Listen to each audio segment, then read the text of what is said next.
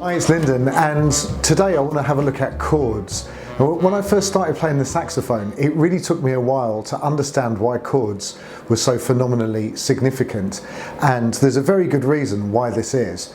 But what confused me was you couldn't play a chord on a saxophone because you can only play one note at a time, and surely a chord means playing more than one note at a time. So why were people talking about chords? It took a while for me to understand this, and it's really massively significant. So in order to help understand why chords are so significant, I've made a video on the piano, using the piano to demonstrate chords, and here it is.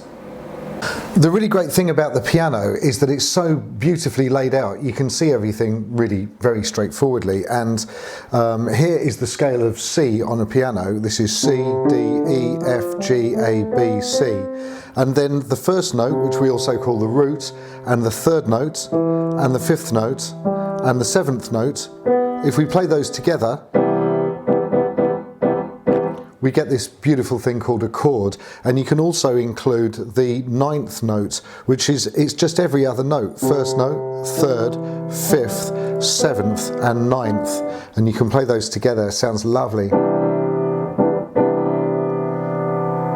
So clearly you can't do that on a saxophone, but you can play those individual tones, and that's why chords are so significant to us as sax players.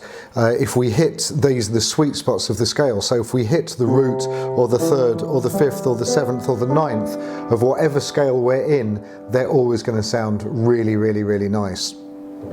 There's a very good reason, by the way, why chords sound nice as against this kind of sound, which sounds less pleasing, and that's because imagine that you had a pebble and you dropped somebody at my door.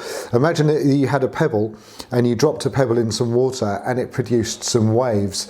Now imagine that you've got two pebbles from a measured distance apart, and you drop those two pebbles in the water.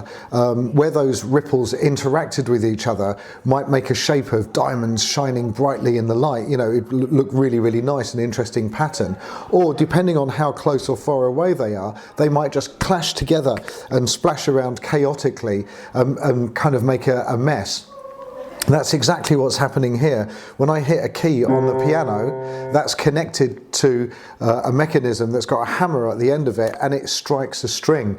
The string then vibrates, shaking the air, creating a ripple in the air that if you could see it, it would look exactly the same as if you dropped a pebble in the water. So if you have two notes from a measured distance apart, then they interact in a harmonious way, which happen to be the root, the third, the fifth, the seventh, and the ninth, although other ones will do it as well, but these all sound really, really nice. If they're too close together and out of context, then they kind of clash. So that's why chord tones are massively important to us as sax players.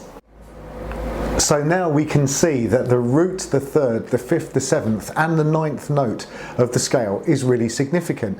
And how we can apply this is when we're improvising, we can focus on those notes. So here I have a backing track. I'm using Session Band Jazz Volume 3 Swing Funk.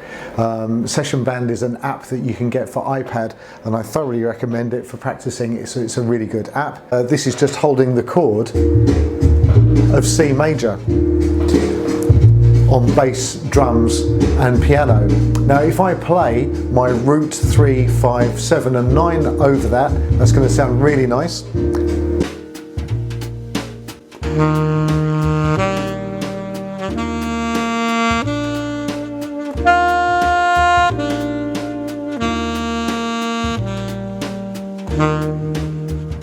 And now if I throw those notes around,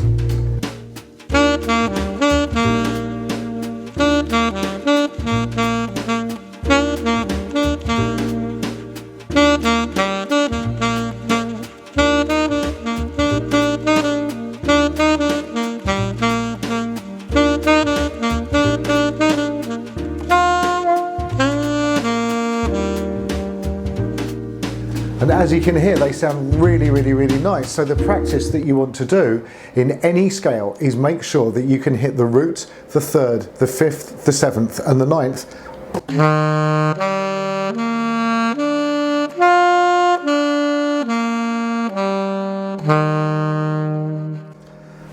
and it's going to sound gorgeous. It will always sound gorgeous. I hope that helps. I'll see you in the next video.